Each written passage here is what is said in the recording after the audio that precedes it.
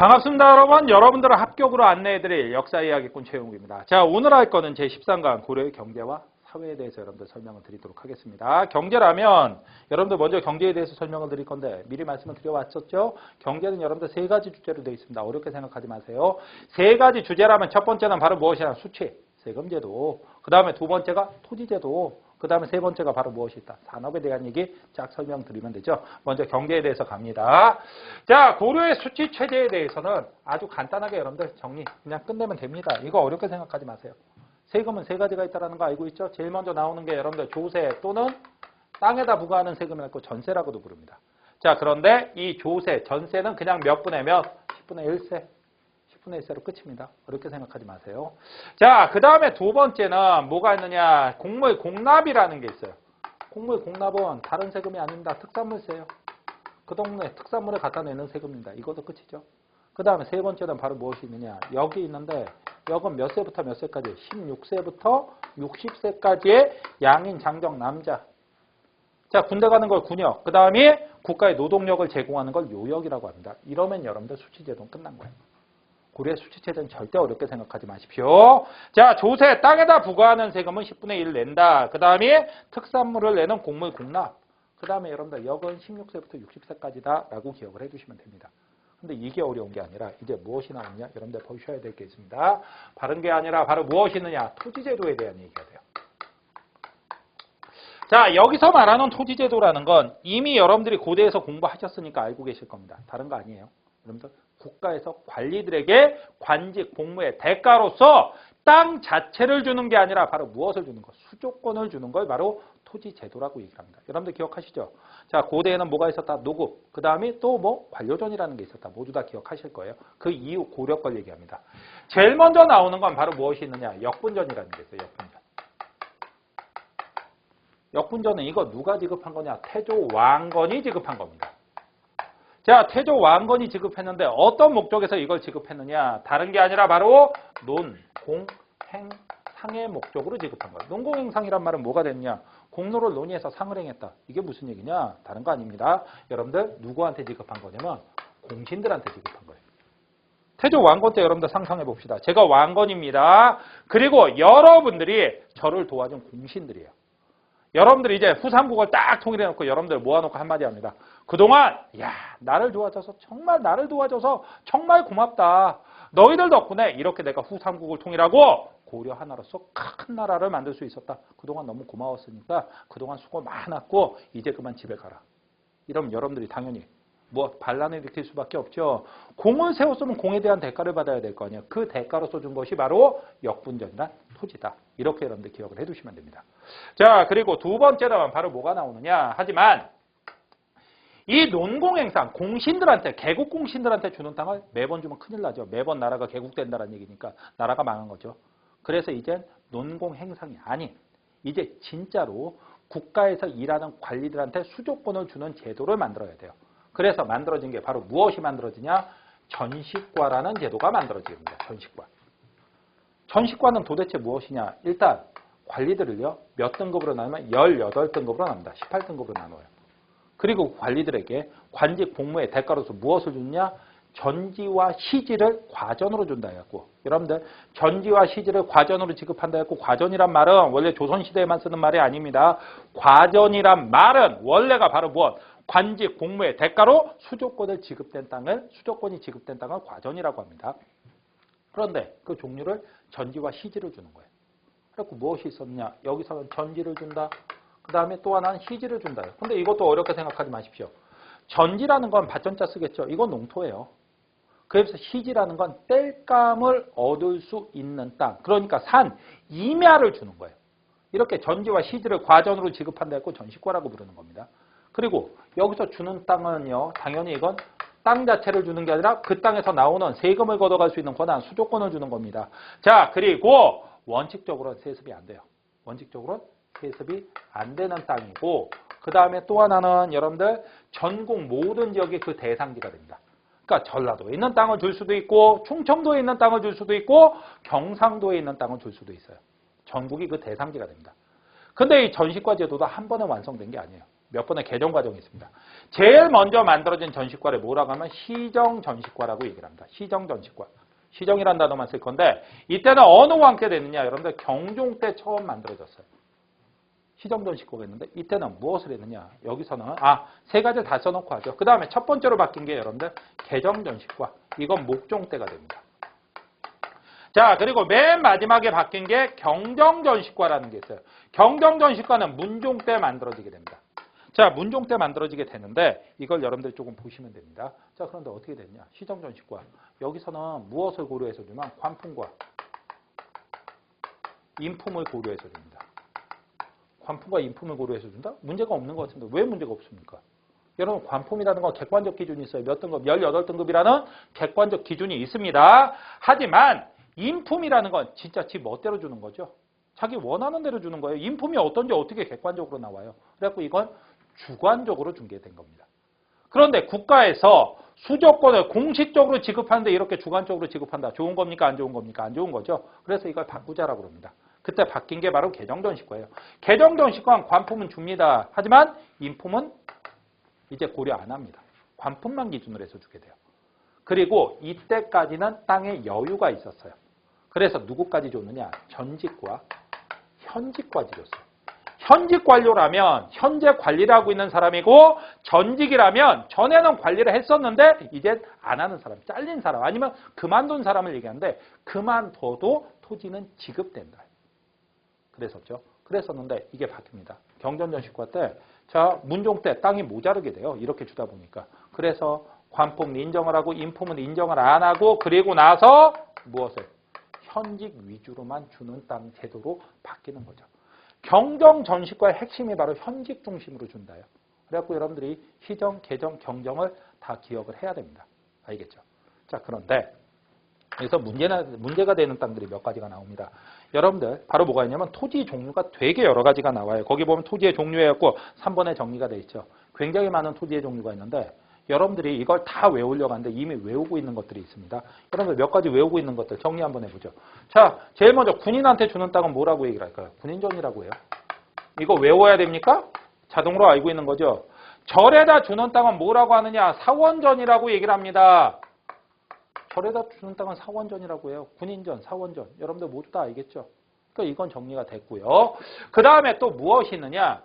육품 이하의 하급관리의 자제로서 육품 이하 하급관리의 자제로서 관직에 나가지 못해서 아직 한가한 인간한테 하급관리의 자제인데 과거에 붙지 못해갖고 관직에 나가지 못했습니다. 아직 뭡니까? 실업자죠. 그러다 보니까 한가한 인간이죠. 한가한 인간한테 주는 땅을 뭐라고 하느냐?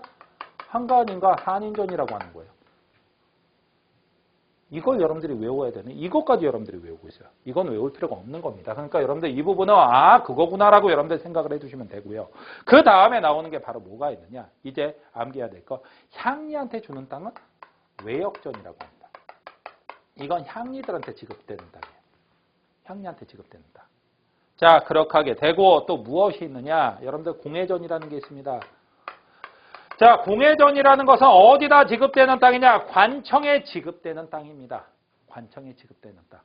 그 다음에 내장전이라는 땅이 있어요. 내장전. 내장전이라는 것은 여러분들 누구한테 주는 거냐? 여러분들 내장전은 이건 왕실에게 지급되는 땅. 왕실에게 지급되는 땅. 왕실에게 지급되는 땅이 바로 이게 됩니다. 자, 그리고 구분전이라는 게 있어요. 구분전. 이것까지는 여러분들 외워야 되는데 구분전이라는 건 바로 뭐가 됐냐? 육품 이하의 하급관원. 그러니까 하급관리와 군인의 유가족한테 주는 땅. 유가족. 이렇게 주는 땅. 그래서 군인전, 사원전, 한인전은 여러분들 외우는 거 아닙니다. 자동으로 나오는 거예요. 외역전, 공회전, 내장전, 구분전. 이런 것들을 외울 수 있다라고 되어 있는 거예요. 이런 것들은 좀 암기하셔야 됩니다. 하지만 여기서 진짜 중요한 건 바로 무엇이냐. 여러분들 진짜 중요한 건 바로 이 토지제도의 공음전이라는 게 있죠. 공음전은 왜 중요하냐? 원칙적으로 무엇이 안 된다라고 얘기했습니까? 세습이 안 된다라고 그랬죠. 그런데 이 공음전이란 건 누구한테 주는 거냐? 5품 이상의 고관한테 주는 땅. 그런데 이건 바로 무엇이 허용됐냐? 세습이 허용이 됩니다. 아들, 손자 계속해서 물려줄 수 있는 땅이에요. 자, 이걸 바로 공음전이라고 그러죠. 5품 이상 고관한테 주는 땅. 고려사회는 여러분들 귀족제 사회라고 합니다. 왜 귀족제 사회라고 얘기를 하느냐? 다른 게 아닙니다. 여러분들 관리로 진출하는데 특별한 그런 방식이 있어요. 그걸 바로 뭐 음서라고 하죠. 음서는 아버지가 5품 이상 고관이면 과거 시험 안 봐도 관직에 나갈 수 있다가 돼요. 그 다음에 공엄전이라고 해서 5품 이상 고관들은 세습된 땅을 받을 수가 있어요. 여러분들 바로 고려 사회를 귀족제 사회라고 얘기할 수 있는 가장 큰 근거가 음서와 공엄전이 있기 때문입니다. 이런 것들이 있었다. 좀 기억을 해 두십시오. 자, 그런데 전시과 제도에 다 포함되는 제도였어요. 이런 전시과 제도가 고려 말이 되면서 붕괴가 됩니다. 자, 전시과 제도가 왜 붕괴가 되느냐? 여러분들 다른 거 아니에요? 바로 누구에 의해서 붕괴가 되면 무신들이 붕괴시킵니다. 무신들. 무신들이 왜 붕괴시킵니까? 라고 얘기를 하는데 간단하죠. 무신들이 권력을 잡았습니다. 무신난으로. 문제는 무신들이 싸움은 너무 잘하는데 행정 능력은 몇 점이라고 말씀드렸습니까? 빵점이 아니라고 그랬죠. 마이너스 있으면 방해라고 그랬죠. 자, 그런데 이 인간들, 자, 권력을 장악하고 나서 토지를 담당하는 관청에 딱 와서 얘기합니다. 야, 담당자 나와. 우리가 어떻게 땅을 받으면 우리가 권력 장악했는데 그랬더니 이게요, 땅 자체를 드리는 게 아닙니다. 이거는 땅에 대한 수조권, 쉽게 말해서 바로 뭐 그 땅에서 내는 세금을 대신 받아갈 수 있는 권한을 드립니다. 그러니까 매년 수확량을 계산하셔서 그거의 10분의 1을 그 순간 칼을 뽑고 죽여버리죠. 왜? 무신들이 알아들을 수 있는 얘기 아니에요. 무신들한테는 이건 외국어 수준이 아니라 외계어 수준이죠. 그러니까 야, 이 새끼야 죽이면 어떡해? 어떻게 받는지 알아야 되는데 그랬더니 한마디 합니다. 몰라? 아까 뭐라고 했더라? 수조? 뭔건? 기억도 안 난다. 그건 모르겠고 어떻게? 절대로 무신들이 넘어설 수 없는 공식이 나왔죠. 10분의 1. 그러다 보니까 이 인간 몰라! 그냥 다 가져와갖고 대농장을 소유합니다. 그런데 이것들이 이런 무신들이 전시과를 붕괴시키고 대농장을 소유한 게 자, 원간섭기에 누구한테까지도 권문, 세족에게까지 쭉 전래가 되는 거예요. 그러다 보니까 이들은 불법적인 대농장을 유지하게 됩니다. 이런 불법적인 대농장을 유지하다 보는데 이런 불법적인 대농장은 무엇이 문제냐? 세금을 안 내요. 면세지가 돼버린다. 어떻게 면세지를 만드냐? 방법은 아주 간단했어요. 원래 절이 가진 땅은 여러분들 세금을 안 내는 면세지가 됩니다. 바로 그걸 이용한 거죠. 권문세족들이 엄청난 땅을 차지하고 절을 하나 만들어요. 그 다음에 그 절에다가 자기 땅을 다 기부합니다. 그런데 문제는 그 절이 지 거야. 그러니까 이 땅은 면세지가 되죠. 여러분들 세금을 내지 않는 땅은 관리한테 지급해봤자 아무런 소용이 없죠. 왜? 세금을 내질 않으니까. 국가에서 새로운 신진 관료들한테 내줄 땅이 없는 거예요. 그러다 보니까 새롭게 나온 관리들은 먹고 살 방법이 있다 없다? 없다. 그래서 국가에서 안 되겠다 싶어갖고 할 수 없이 그 신진 관료들의 생계 유지를 위해서 녹과전이라는 땅을 임시로 그것도 수도 개경 근처 당시엔 개경 근처를 경기라고 불렀습니다. 경기 지방에서 임시적으로 지급하기도 합니다. 이건 근본적인 해결책이 안 되죠. 그러더니 결과적으로 이렇게 전시과가 붕괴되고 권문세족이 대농장을 차지하자 이거에 대한 비판을 던졌던 사람들이 바로 신진 4대부. 신진 4대부와의 갈등 요인이 되고 신진 4대부는 토지개혁을 요구할 수밖에 없습니다. 좀 이따가 할 사회 부분에서 여러분들한테 얘기를 할 거예요. 이 토지개혁이 무엇으로 이어지는지 이런 상황이 나오게 된다. 그래서 여러분들이 역분전, 전시과에서 시정, 개정, 경정 이때와 그 다음에 녹과전이라는 용어까지 여러분들이 조금 기억을 해두셔야 됩니다. 공엄전은 당연히 알아두셔야 되고요. 이런 상황이 벌어지게 된다. 자, 기억을 해두시면 됐고 그 다음에 많이 나오진 않지만 그래도 몇 가지 특징적인 단어를 알아둬야 될 것들이 있습니다. 바로 무엇이 있느냐? 이제 산업에 대한 얘기를 합니다. 제일 먼저는 농업에서 나오죠. 농업은 정말로 어렵게 여러분들 생각하지 마세요. 무엇만 여러분들이 생각하면 되냐면 앞전 시대에 뭐가 있었는지. 여러분들 고대에서 제가 얘기를 했었습니다. 고대에서 무엇이 있었더라? 우경이 처음 시작됐는데 자, 고대 사회, 신라에서 우경이 시작됐다면 고려 시대에 와서 우경이 일반화됩니다. 소가 바꾸는 게 일반화되는 거야. 앞 시대에 시작이 됐으니까. 그러다 보니까 여러분들 자연스럽게 무슨 가리가 깊이 가리가 된다예요. 깊게 간다는 얘기예요. 그러니까 어렵게 생각하지 마시고요. 그리고 밭농사에서는 2년 3작이라는 게 처음 시작합니다. 2년 3작이라는 건 밭농사에서 시작을 했는데 2년 동안 3번 농사 짓는 거예요. 조, 보리, 콩을 번갈아 가면서 농사 짓는다. 2년 3작이라는 게 처음으로 시작이 됩니다. 그리고 고려 말에 우리나라 최초의 밀수꾼이라고 제가 표현했는데 누가 문희정 선생님께서 무엇을 목화 또는 면화를 처음으로 가져오셨어요. 고려 말에. 이걸 처음으로 가져오셨다. 그 다음에 여러분들 또 하나가 고려 말에 무슨 법이 처음으로 시작이 되면 모내기법이 처음으로 시작이 됩니다. 이 모내기법이 뭔지에 대해서는 조선 후기 가서 여러분들 꼼꼼하게 할 거예요. 모내기법이 처음으로 시작되는데 언제 시작이 됐냐? 이건 고려 말에 처음으로 시작이 됩니다. 어느 지역에서 됐느냐? 전국도 아니라 남부 일부 지방에서 처음으로 시작됩니다. 모내기법을 하려면 따뜻한 지방이어야 돼요. 자, 이런 게 나왔다. 그리고 고려 말에 또 하나가 농상집요라고 해갖고 우리 농서는 아니고요. 바로 원나라 농사가 우리나라에 처음으로 도입이 됩니다. 이런 상황들이 벌어지기도 했었다. 라고 기억을 해두시면 됩니다. 자, 농업에선 이 정도 보면 되고요. 그 다음에 두 번째는 수공업이 나오는데 수공업도 어렵게 생각하지 마십시오. 여러분들 그냥 가볍게 하나만 딱 알고 계셔도 거의 대부분 다 해결되는데 그거 왜 플러스 될 게 있어서 여러분들 간단하게만 말씀드립니다. 일단 조선 전기까지는 이 고려시대 끝이 아니라 조선 전기까지는 무조건 관영수공업 또는 관청수공업이 핵심입니다. 근데 고려 전기는 이거 외에다가 여러분들 소수공업이 또 발달해서 소, 향, 부곡, 소 중에서 소를 얘기합니다. 여기는 수공업자 하층 양민들이 사는 것이에요. 근데 실제로 조선시대 가서 향, 부곡, 소가 다 없어지기 때문에 소수공업이라는 단어가 나오면 무조건 고려라고 여러분들 가면 돼요. 왜? 소는 고려 때 처음 생겼습니다. 조금 이따 또 따로 말씀드리죠. 자, 그러다가 고려 후기 가면은 약간의 간의 수공업에 가까운 민영수공업. 하지만 이거는 실제로는 아직까지 전문적인 게 아니라 간의 수공업 수준입니다. 민영이란 말은 아주 작게 보면 돼요. 거의 신경 안 쓰셔도 돼요. 그렇게 하고 여러분들 사원수공업, 절에서도 뭔가 만들기 시작합니다. 고려 후기에 가면. 자, 절에서 만들었던 게 기와, 종이, 먹, 벼로 이런 거 만드는 거 참 좋은데 술을 만들어요. 절에서 술을 만든다? 뭔가 좀 문제가 생겼습니다. 왜? 고려 말에 권문세족과 손을 잡은 이 불교 세력이 타락을 합니다. 그러면서 술도 팔고요. 그 다음에 여기서 고리대금을 장생고라고 하고 고리대금업을 합니다. 쉽게 말하면 뭐 러시안 캐시 같은 걸 절에서 운영했던 거예요. 말도 안 되는 짓거리를 한 거죠. 불법 사채를 한 거니까. 아, 러시안 캐시는 불법은 아닙니다. 아시겠죠? 자, 어쨌든 이런 고리대역까지 나오기도 한다. 이게 문제가 심각해지죠. 자, 그 다음에 나오는 게 바로 뭐가 있느냐. 여러분들 상업에 대해서 얘기를 합니다. 상업도 어렵게 생각하지 마십시오.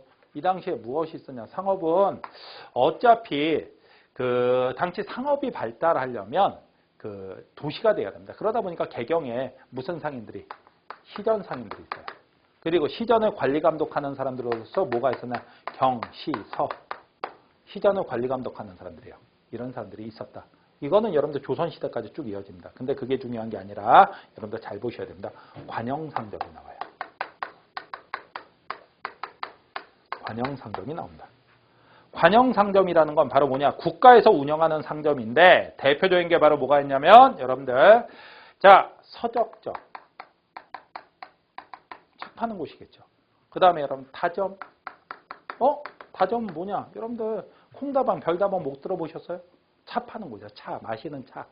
그 다음에 주점 자 이런 곳들 시험 보기 전까지는 여러분들 주점은 웬만하면 가시지 마십시오. 머릿속에 있는 지식이 날아갈 수도 있습니다. 자 이런 거 수입하는 곳들 쉽게 말해서 장사가 잘 될 만한 곳들은 국가에서 운영합니다. 특히 여기서는 무엇까지 나오냐 화폐까지 사용이 가능해요. 이런 것들이다. 이런 게 나왔었다라고 여러분들 기억을 해두시면 돼요. 자 그런데 이 화폐에 대해서도 그래서 여러분들 기억을 해야 됩니다. 여러분들 우리나라 화폐를 싹 다 구분하는 거 여러분들한테 필요한 정도만 딱 구분하면 됩니다. 그냥 여러분들 간단하게 말씀드릴게요. 지금부터 제가 하는 얘기에 대답하면서 들으면 1분 내에 여러분들이 우리나라 화폐를 다 구분하실 수 있습니다. 여기서 필요한 정도라면. 그냥 말씀드릴게요, 여러분들. 자, 잘 들어보세요. 상평통보라고 혹시 들어보셨어요? 들어보셨죠? 상평통보라고 들어보셨죠? 상평통보라면 어느 시기인지 혹시 아세요? 조선 후기 때 전국적으로 유통되는 거. 이건 많이 들어보셔서 기억할 거예요. 그 다음에 여러분들 질문합니다. 조선통보. 조선통보는 어느 나라에서 만들었을까요? 조선통보는 고려? 아니 설마요. 조선이겠죠. 조선 전기에 쓰였던 화폐예요. 하지만 많이 쓰이진 않았어요. 자, 조선통보는 조선 전기, 상평통보는 조선 후기. 됐습니다. 여러분들 이제 화폐 다 외웠습니다. 무슨 얘기? 그 외의 것들은 다 고려라고 생각하십시오. 무슨 소리야? 고려 맞습니다. 그렇게 기억을 해두시면 돼요. 요 고급 수준에서는. 저 무슨 얘기냐? 여러분들 질문하겠습니다. 그렇게 알아두시고 이제 제가 던지는 질문, 자 화폐 이름을 대면 여러분들 그게 어느 시대 화폐인지 여러분들 맞춰보십시오. 자 건원중보 언제? 조선통보? 상평통보 아니니까 고려입니다. 그래갖고 여기 건원중보 이 건원중보 정도는 여러분들이 좀 알아두시면 좋아요. 왜? 우리나라 최초의 화폐입니다. 고려 성종 때 만든 철전이에요. 그 다음에 또 하나가 활구. 은병이라고도 부르는데 와 이거 아주 고액입니다. 우리나라 지형을 본떠서 만든 은덩어리예요. 근데 우리나라 지형을 본떴다고 하는데 왜 지형이 그따구인지 모르겠습니다. 이런 은병으로 이렇게 하고 생겼습니다. 여러분들 사진에도 보이죠? 호리병처럼 생긴 거. 이게 바로 은병입니다. 아주 고액 화폐입니다. 자 이것도 고려고요. 여러분들 또 묻겠습니다. 해동통보 고려입니다. 맞습니다. 사만중보 고려입니다. 맞습니다. 상평통보 조선 후기, 조선통보 조선 전기, 나머지는 다 고려. 그것만 여러분들이 기억하시면 화폐 얘기 다 한 겁니다. 더 이상 다른 거 필요 없어요. 그건 충분합니다. 아시겠죠? 상업에서는 이 정도 지식을 여러분들 정확하게 알아두십시오. 그 다음에 또 하나는 바로 무엇이 있느냐? 무역이 있습니다. 무역이 있는데 무역에서도 반드시 여러분들 알아야 될 단어 바로 고려의 대표 무역한 병난도. 병난도는 어디냐? 예성강하고. 예성강하고? 예성강이 무슨 강인데? 개경을 흐르는 강이에요. 여러분들 이미 기억할 겁니다. 국제 무역항은 어디에 있어야 된다? 항상 수도 근처에 있어야 된다. 여러분들 기억하시죠? 수도 근처에 있어야 된다. 왜? 자, 우리나라 수입품이 중국, 당시엔 송나라와의 무역이 많은데 비단책 약재니까 귀족들이 쓰는 거니까. 예성강은 바로 개성을 흐르는가. 그러니까 지금으로 치면 서울과 인천 간의 관계, 개성하고 병난도는. 그래갖고 병난도란 단어가 나오면 어디에 고려시대 무역로가 된다. 그리고 여기에 아라비아 상인까지 왕래했기 때문에 고려란 이름이 서방에 알려지는 계기가 되었고 그걸로 인해서 우리나라의 영어식 표현이 코리아가 되었다. 여러분들 많이 들어보신 얘기죠. 이걸 얘기하는 게 아니라 그 다음에 여러분들이 또 쓸데없는 걸 외우려고 듭니다. 선생님 당시에 무역이요. 누구랑도 무역이 많았고 송나라랑 무역도 송바에 무역했다면 고려죠. 무역 수출품 수입품을 외워야 되는 그거 왜 외워요? 수입품, 비단책 약재, 그 다음 우리의 수출, 우리 특산물, 인삼, 화문석 이런 것들이요. 알겠습니까? 그 다음에 요나라, 금나라, 여진족, 거란족하고도 여진족하고도 걔네들이 모자란 거 우리나라에서 사갔겠죠.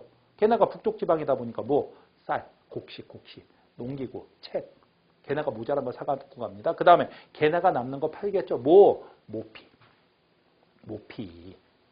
알겠습니까? 말 이런 것들 걔네가 파는 거예요.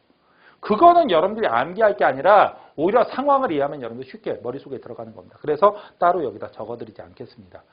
그냥 읽을 때 그냥 멍청하게 때려 넣는다고 읽는 게 아니에요. 왜 그랬을까 생각하면서 읽으면 훨씬 더 쉽게 암기가 됩니다. 그러니까 여러분들 정리하시면 되겠죠. 이렇게 해갖고 경제는 끝났고 이제 경제를 지어놓고 사회로 넘어가 보도록 하죠. 자 이번에는 여러분들 사회에 대해서 얘기하는데 사회의 첫 주제는 여러분들 다른 거 아니라 신분제라는 거 알고 있죠? 자 고대 신분제는 제가 세 가지 말씀드렸었어요. 귀족이 있었고 평민이 있었고 천민이 있었죠. 근데 고려에는 신분제가 하나가 늘어납니다. 네 가지 신분이 돼요. 제일 높은 신분은 뭐 당연히 누구라고 얘기를 한다. 귀족이라고 하는데 고려는 귀족제 사회라고 얘기를 합니다. 여러분들 귀족이라는 개념 정확하게 잡으셔야 돼요. 귀족은 어떤 거? 특권 누리면서 사는 금수저 아닙니까? 틀린 말 아니에요. 하지만 그게 완벽한 설명이 되는 게 아닙니다. 귀족제 사회라는 것은요. 자, 그 특권이 그 한 사람 대해서 끝나는 게 아니라 아들, 손자, 그러니까 대대손손 물려줄 수 있는 방법이 제도적으로 만들어져 있어야지만이 귀족제 사회라고 얘기를 하는 겁니다. 자, 그렇다면 고려는 그런 제도가 있었느냐? 있었죠. 하나는 뭐 음서, 5품 이상 고관의 자제들은 과거 시험 볼 필요 없다. 음서라는 거 알고 있죠? 그 다음에 여러분들 조금 전에 배웠던 건 무엇? 공음전, 5품 이상 고관에 주는 땅인데 이건 세습 허용된다.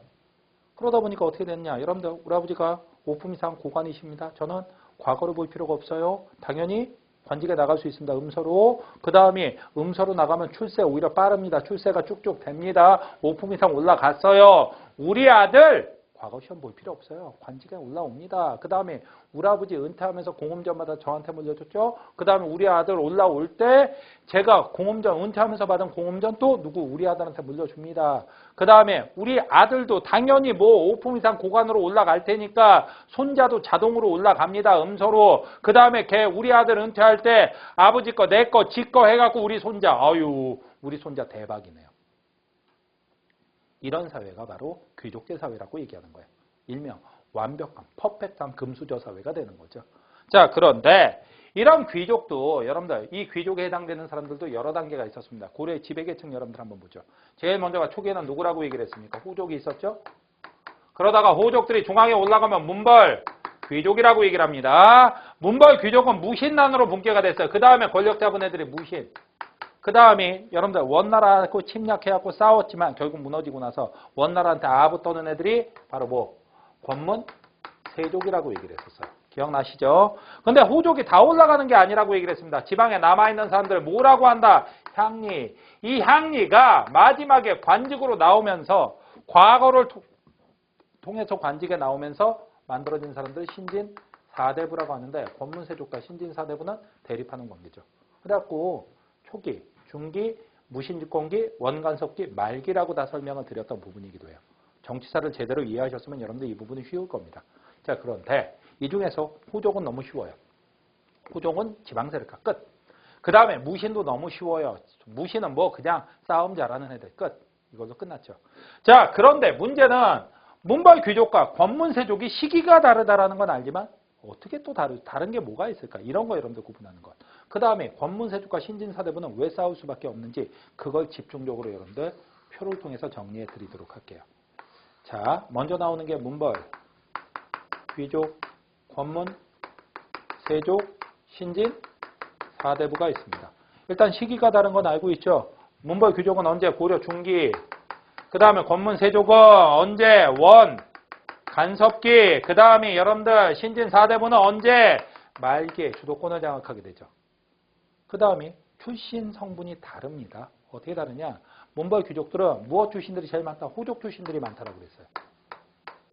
자, 그리고 또 하나는 육두품 출신들도 많습니다. 육두품 출신들. 쉽게 말해서 이 사람들은 바로 무엇이냐? 신라 말에 누구를 도와서? 태조 왕건을 도와서 고려를 세운 집안들, 그런 공신 집안들이 바로 문벌 귀족이 됩니다.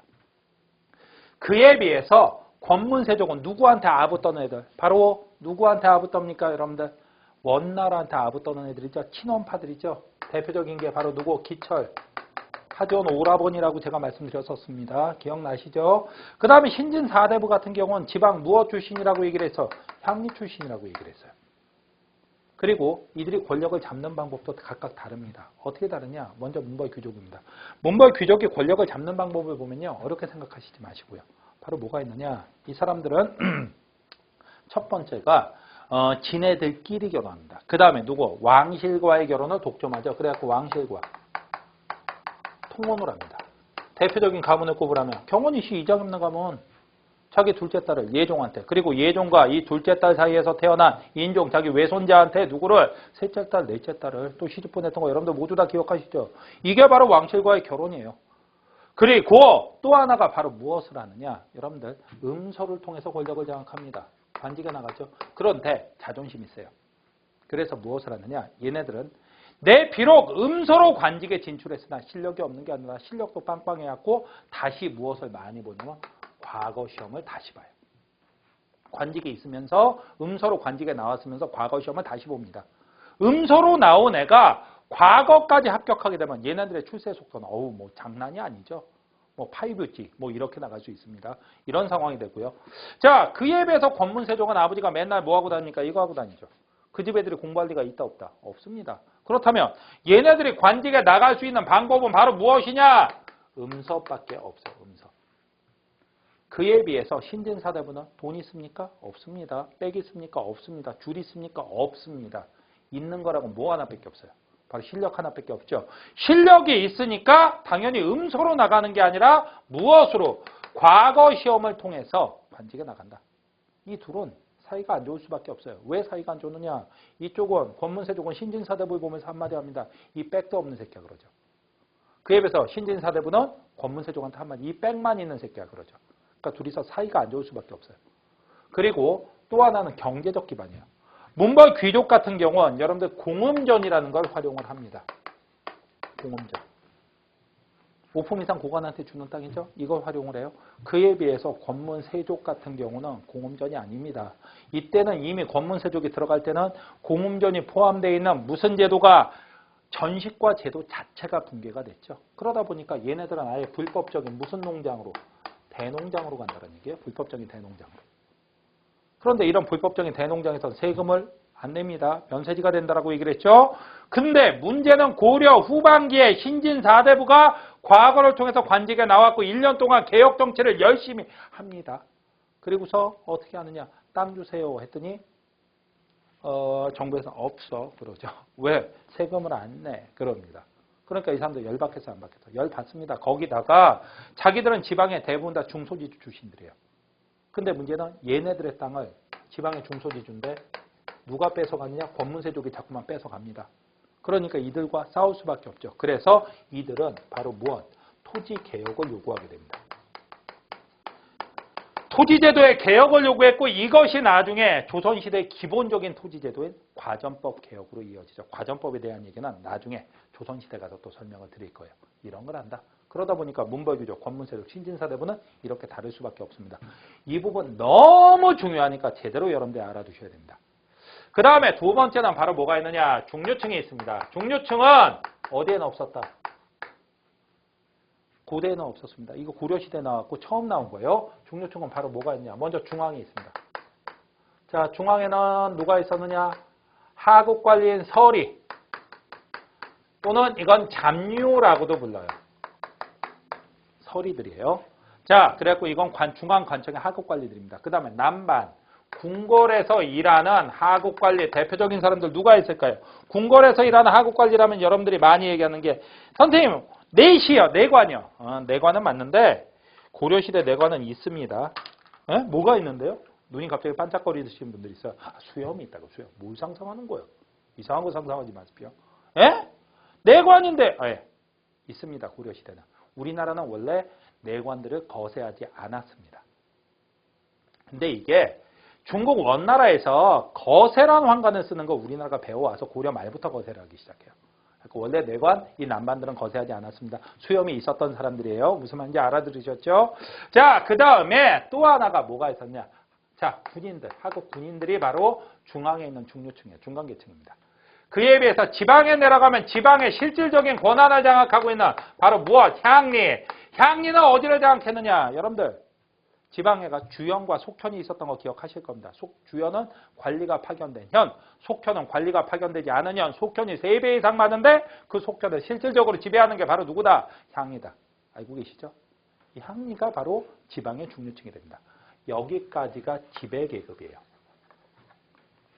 그에 비해서 여러분들 세 번째는 무엇이 있느냐? 자, 일반 평민. 여러분들 양민층이 있습니다. 양민층. 양민층의 대표적인 사람들이 누가 있냐? 백정이 있어요. 예? 백정은 소 잡는 사람 천민 아닙니까? 고려시대 백정은 소 잡는 사람 아니에요. 이 사람들은 그냥 일반 농민들입니다. 알겠죠? 고려시대 백정은 농민이다라고 기억을 해두시고요. 그 다음에 하층 양민들이 있습니다. 하층 양민들은 어디 사는 사람들을 얘기하느냐?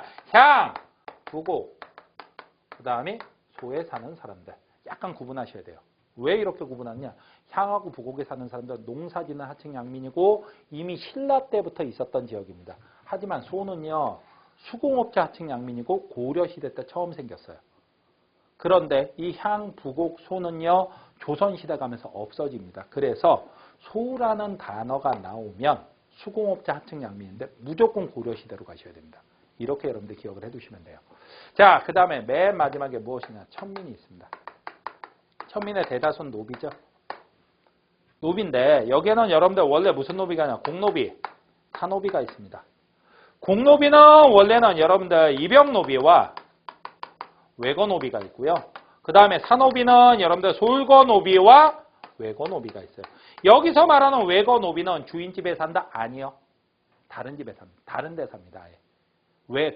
바깥에 사는 노비다. 바깥에 주거하는 노비다 해갖고 외거노비라고 그러는데 이들은 외부에 살면서 무엇? 주인한테 일정한 노동력을 대준다든가 아니면 일정한 물건을 갖다 줘. 신공이라고 하는데 그것만 대주면 자기 재산도 모을 수 있고 나중에 돈 모아서 자기 신분도 사기도 하는 사람이에요. 잘 사는 외거노비들은 여러분들 농민보다 나을 수도 있습니다. 이런 사람들이 있었다. 그에 비해서 입영노비와 솔거노비는 자기 주인집에 여러분들 공노비는 관청 소속입니다. 관청 앞에 살면서 관청일 봐주면서 살고요. 솔고노비는 왜 옛날 사극 보면 얘 마당새야! 그럼 뛰어오는 친구들 있죠. 그 친구들이 바로 솔고노비예요. 근데 그 중에서 여러분들 외고노비는 정확하게 알고 있어야 됩니다. 그리고 이 고려시대에는요, 일천즉천이라는 게 있어요. 일천즉천이라는 게 있는데, 일천즉천이라는 건 뭐가 되냐? 부모 중 한쪽만 천민이면 천민이다.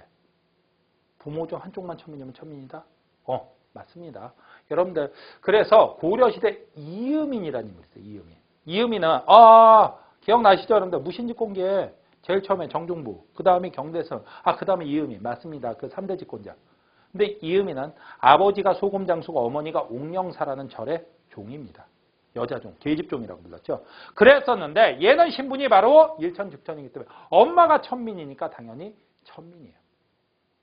근데 최고 집권자가 되기도 했습니다. 그 얘기는 조금 이따 하고요. 그리고 여러분들 이것까지는 몰라도 될 것 같은데 그래도 여러분들 알아두라고 하나 더 알려드립니다. 천자수모법이라는 게 있어요. 천자수모법이라는 건 바로 뭐가 됐냐? 이거는 여러분들 신분제가 아니라 소유권에 관한 거예요. 소유권. 자, 아버지, 엄마가 다 노비입니다. 근데 문제는 아버지의 주인이 다르고 어머니의 주인이 달라요. 그럼 이 사이에서 태어난 애는 누구 집 노비가 돼야 되느냐? 어차피 노비는 노비인데 엄마 쪽 노비가 됩니다. 천한 자식은 엄마 쪽 주인을 따른다라고 되어 있는 거예요. 천자수모법은 소유권에 관한 겁니다. 이거 두 가지가 동시에 일천즉천, 천자수모가 똑같이 나오는 겁니다. 이거 여러분들 기억을 해두셔야 돼요.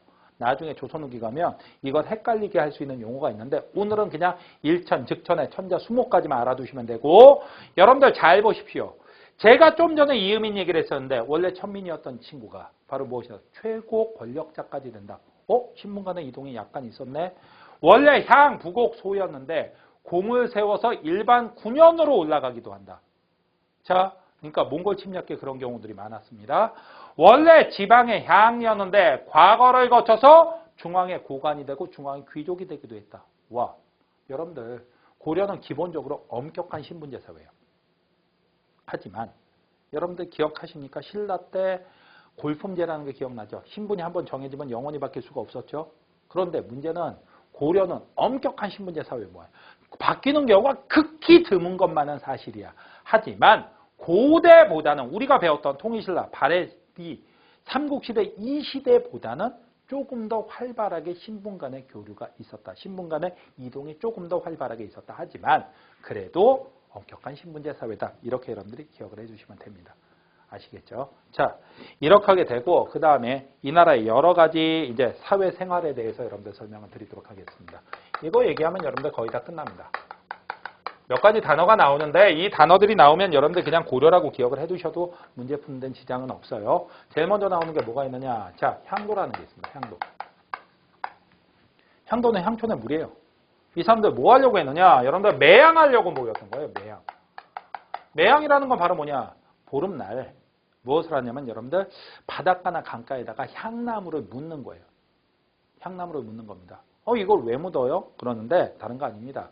자, 미륵 부처한테 믿는 거예요. 미륵이라는 부처가 바로 뭐냐? 세상이 어지러워져갖고 더 이상 어떻게 할 수 없었다. 세상이 무너지려고 했을 때 세상을 구원하러 오는 미래 부처예요.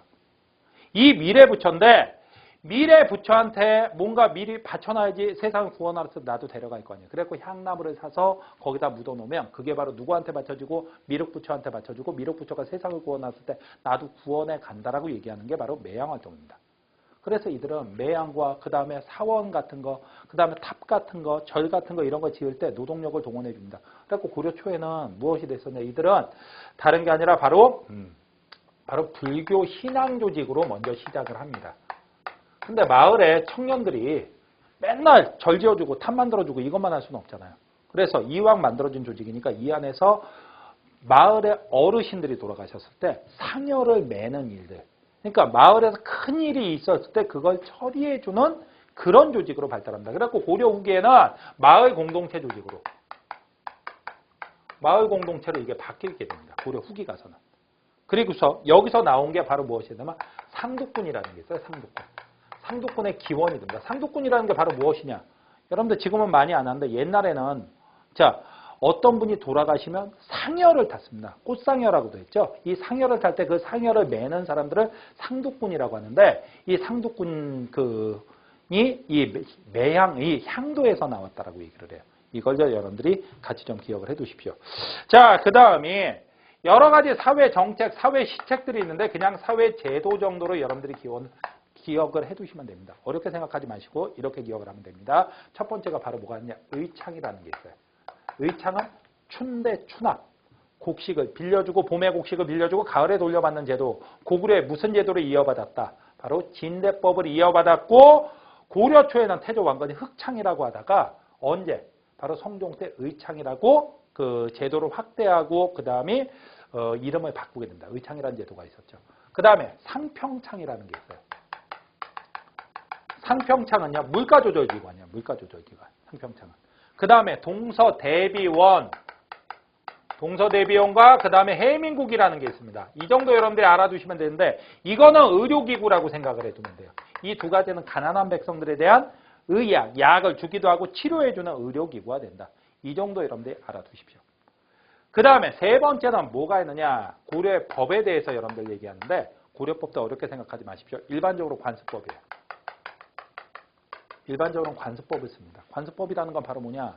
다른 게 아니라 여태까지 해왔던 방식대로 처벌하는 게 관습법이에요. 일반적으로는 이런 관습법 같은 것들을 활용을 하게 된다. 이렇게 여러분들이 기억을 해두시면 됩니다. 그리고 형벌에는 태, 장, 도, 유, 사. 태라는 건 몽둥이로 몇 대 이하를 치는 것 또는 자그마한 몽둥이로 패는 거고요. 장이라는 건 큰 몽둥이로 몇 대 이상을 패는 겁니다. 그 다음에 도는 깜빵. 선생님 곤장보다 깜빵이 나을 것 같은데요. 곤장 맞고 들어가야죠. 유는 유배. 유배 최고인데요. 곤장 맞고 깜빵 갔다 출발해야 됩니다. 사는 사형이에요. 이런 것들이 있었다라고 기억을 해두시고 관습법 위주라는 것만 여러분들 알아두시면 되고요. 그 다음에 네 번째가 진짜 중요한 게 여성의 지위. 여성의 지위에 가는 겁니다. 이거 여러분들 어렵게 생각하지 마세요. 여성의 지위가 높았다. 어느 정도 높았느냐. 여러분들 아들, 딸 구분하지 않습니다. 자녀 균분 상속이에요. 자녀 균분 상속이란 말은 바로 뭐가 되느냐. 다른 거 아닙니다. 아들, 딸 구별하지 않고 똑같이 재산을 나눠주는 거예요. 그리고 여성이 한 집안의 호주가 될 수도 있습니다. 그 다음에 여성의 무엇? 재가라는 게 바로 재혼입니다. 재혼 가능합니다. 얼마든지 할 수 있어요. 그리고 재혼해서 낳은 자식도 아무런 차별받지 않고 과거 시험도 마음대로 볼 수 있습니다. 그러니까 어렵게 생각하지 마세요. 여성의 지위가 높았답니다. 그리고 어느 정도 높았느냐. 실제로 이 당시에 보면요. 그 음서 대상자가 누가 있냐면 아들, 음서 대상자 됩니다. 당연히 동생도 됩니다. 손자도 됩니다. 그 다음에 여러분들 사위도 되고요. 그 다음에 누구도 되느냐? 외손자도 돼요. 남자들 분들 중에 또 이런 생각합니다. 이러다 보니까 이 당시엔 장가 한번 잘 가면요. 바로 관직에 나갈 수도 있어요. 진짜로 사위도 음서 대상자가 되기 때문에. 그러다 보니까 여성이 당시에 무슨 사리가 많으냐? 처가사리가 일반적이에요. 많이 삽니다. 왜? 잘 사는 그 여자 쪽에는 여자 쪽에서 사는 거예요. 그러면 관직에도 나갈 수 있으니까. 심지어는 여러분들 족보를 만들 때 여자 쪽 족보에 사위가 올라가는 경우도 흔합니다. 실제로 이런 경우들이 많았었다. 이런 것들이 언제까지 연결되느냐. 이렇게 여성의 지위가 높았던 것들이 언제까지 조선 초까지 연결이 됩니다. 당시에 특히 고려시대는 여성들이 못하는 게 딱 하나밖에 없었어요. 관직 빼놓고는 다 할 수 있었다. 이렇게 여성의 지위가 높았었다라는 걸 여러분들 꼭 좀 기억을 해 두십시오. 자, 이 정도 알아두면 됐고 거기 뭐 무신직공기, 하층봉기, 그 다음에 대몽황정기, 백성들의 생활, 원간섭계의 사회 변화 해갖고 나오는데 이건 여러분들 어렵게 생각할 거 없습니다. 그냥 한번 읽어보시면 돼요. 무신직공기, 하층봉기 여러분들 뭐가 있었잖아. 망이 망소의 난. 만족의 난. 왜? 이유민이 신분 올라가는 거, 최고 집권자까지 올라가는 거 보고서 우리도 하자라고 얘기를 했던 겁니다. 이거 이미 다 설명했던 거니까 여러분들 쉽게 생각하시면 되고 그 다음에 대몽황정기. 말씀드렸죠? 어디? 몽골이 침략하자 오히려 용인의 처인부곡에서 그 다음에 어디에? 충주 다인철소에서 부곡 소입니다. 이곳에서 오히려 농민들이 누구를 몰아내는데 몽골을 몰아내는데 앞장서준다. 하층민들이 이렇게 돕기도 했다. 하지만 원간섭기가 됐고 우리나라의 원나라에 여러 가지 영향들이 들어옵니다. 여러분들 지금도 남아있는 게 있어요. 옛날 전통 결혼식에 연지곤지 찍는 거 여러분들 알죠? 쪽두리 이런 것들 다 몽골 기원이에요. 그 다음에 우리가 또 알려져 있는 게 뭐가 있냐면 장사치, 벼슬아치, 어떤 직업에다 치자 붙이는 거 있죠. 이것도 몽골 말에서 온 겁니다. 그 다음에 왕의 밥상을 얘기하는 수라상도 마찬가지예요. 그것뿐만 아니라 여러분들 이건 거의 다 모르고 계시더라고요. 혹시 콩쥐팥쥐라고 아십니까? 콩쥐팥쥐? 콩쥐팥쥐 아시죠? 여러분들 들어보셨죠? 혹시 신데렐라라고 알아요? 잠깐만. 뭐가 좀 이상하다? 너무 비슷하죠? 왜? 신발을 잃어버려도 꼭 한 짝만 잃어버립니다. 그 다음에 또 하나가 바로 뭐가 있냐? 이상하게 주인공은 그 동네에서 발이 제일 작아요. 그리고 누구 잔치에 갔다가 왕장기 잔치, 마을 원님 잔치 갔다가 똑같아요. 어떻게 이렇게 똑같지? 그리고 괴롭히는 게 차이가 나는 게 자, 새엄마 있고 단지 신데렐라에선 나쁜 언니들이고 콩쥐팥쥐에선 팥쥐가 동생이라는 거 이거 차이밖에 없죠. 차이는 유리구두하고 꼬꼬무신 차이밖에 없고요. 아니 어떻게 내용이 이렇게 똑같지? 그거 다 몽골설화입니다. 몽골설화인데 몽골이 유럽까지 갑니다. 그러다 보니까 유럽에 전파돼갖고 유럽에선 신데렐라로 거듭났고 그 다음에 여러분들 우리나라에서 콩쥐팥쥐가 됐는데 일부 신데렐라는 이름이 이쁜데 콩쥐팥쥐는 신데렐라가 이름이 이쁘다고 원래 뜻이 재투성이 소녀란 뜻입니다. 알겠습니까 여러분들? 그러니까 신데렐라만 세계적인 캐릭터가 될 수 있는 게 아니라 우리의 전통 예술에 나오는 그런 전통 설화에 나오는 인물들도 세계적인 캐릭터가 될 수 있습니다. 우리도 한번 이거 생각해 볼 필요가 있어요. 이런 것들이 있었다. 자, 여기까지 보셨으니까 어떤 문제가 있었는지 한번 살펴보도록 하죠. 자, 여러분들 문제 한번 보시겠습니다. 다음 자료의 토지제도에 대한 설명으로 옳은 것은 해갖고 나왔습니다. 한번 보죠. 문종 30년.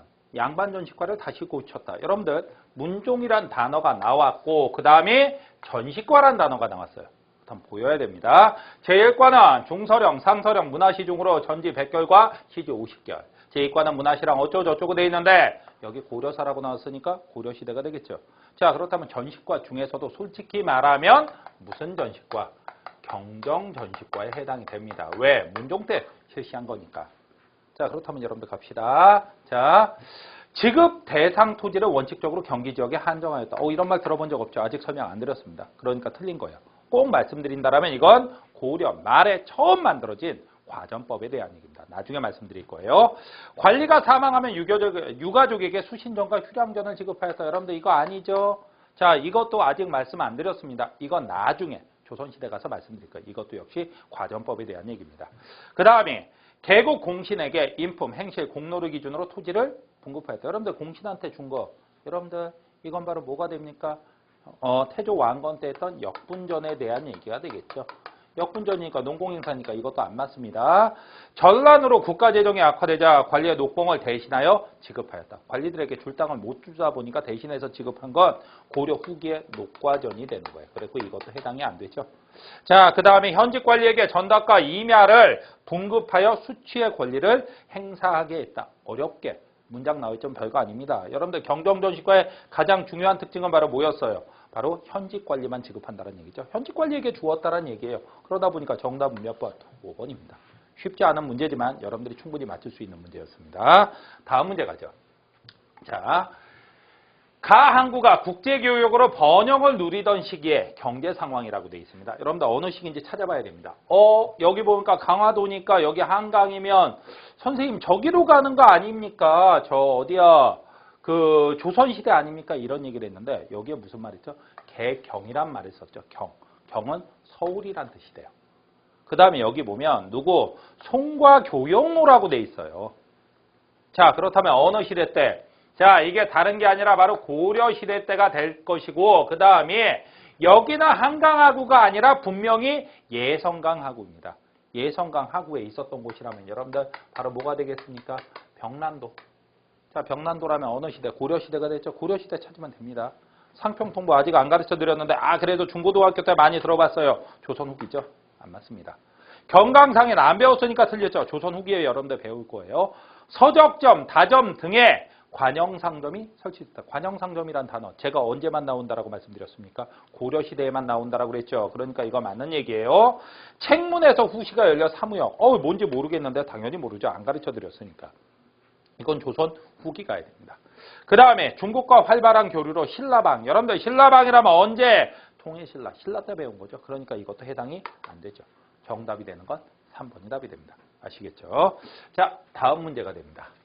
다음 세력에 대한 설명으로 옳은 것을 보기에서 고른 것은 해갖고 나와 있습니다. 근년에 이르러 토지의 변병이 더욱 심하여 간악한 무리가 산천으로 표를 삼아 모두 조업전이라 칭하며 서로 빼앗아 한 땅의 주인이 5, 6명을 넘으며 1년에 조를 8, 9차례 거두었다. 근데 이것만 봐갖고는 어느 시대입니까? 라고 얘기할지 어렵지만 여러분들 고려 사람 말이 나왔어요. 그 얘기는 이게 이 책이 쓰여진 시기는 조선시대이긴 하지만 어느 나라를 대상으로 했었다. 고려를 대상으로 해서 쓴 겁니다. 이인임, 임견미, 영은방 등이 자신들이 거느리고는 못된 종을 시켜 좋은 토지를 가진 사람이 있으면 모두 물풀이를 때리고 이를 빼앗았다. 땅 주인이 관가의 문권을 가지고 있더라도 감히 항변하지 못하였다. 이때 사람들이 이것을 물풀의 공문이라 하였다. 여러분들 역시 고려사. 그렇다면 고려시대 때 이렇게 땅을 무한정으로 불법적인 대토지를 늘린 놈들을 꼽으라면 다른 게 아니라 바로 권문, 세족이 되죠. 불법적인 대농장을 만들었다는 얘기예요. 권문세족이라면 갑니다. 서원과 향약, 아직 안 가르쳐드렸습니다. 조선시대 가서 16세기 사림에 대한 얘기예요. 그 다음에 부재지주로서 이런 말 어려운 말 신경 쓰지 마십시오. 지방의 농장을 소유했다. 맞죠? 지방의 대농장 소유한 거. 부재지주란 말은 그 지방에 사는 사람이 아니라 서울에 살면서 지방에 큰 땅을 가진 사람들을 얘기를 해요. 그래서 이건 맞는 얘기입니다. 도평의사사를 장악하여 권력을 독점했다. 맞죠? 도평의사사 마지막에 장악한 게 권문세종 맞죠? 그 다음에 성략을 바탕으로 사회를 개혁하러 한 사람들이 이런 사람들이겠습니까? 이건 신진사대부죠. 안 되죠. 그러니까 답은 무엇과 무엇, 니은과 디귿 3번이 답이 됩니다. 아시겠죠? 자, 그 다음 문제로 갑니다. 다음 상황이 나타난 시기의 사회 모습으로 옳은 것은 해갖고 나와 있습니다. 한번 봅시다. 이승장은 어려서 아버지를 여의었는데 의붓 아버지가 집이 가난하다며 공부를 시키려 하지 않았다. 하지만 어머니가 이를 반대하면서 제가 먹고 사는 것 때문에 수절하지 못했음을 부끄럽게 여겼습니다. 그러나 아이가 다행히 학문의 뜻을 두고 있으니 아이 아버지의 뒤를 따르게 하는 것이 마땅할 것입니다. 만약 그렇지 못한다면 제가 무슨 얼굴로 지하에서 전 남편을 다시 보겠습니까? 라고 말하며 공을 솔성제에 입학시켰다. 봄에 과거에 응시하여 김동중의 문생으로 진사시에 2등으로 합격하였다. 근데 여러분들 이 문장이 뭡니까? 라고 얘기를 하는데 다른 거 아닙니다. 여러분들 의붓 아버지한테 제가 줄을 걸어놨죠. 이게 바로 뭐가 되냐? 재혼한 여성의 아들도 무엇을 볼 수 있다? 과거에 응시할 수 있다라는 얘기가 돼요. 그러니까 여성의 재혼이 자유로웠다는 얘기가 되는 거죠. 그렇다면 여러분들 어느 시대가 되겠습니까? 다른 시대가 아니라 바로 고려 시대가 되는 거예요. 한번 갑니다.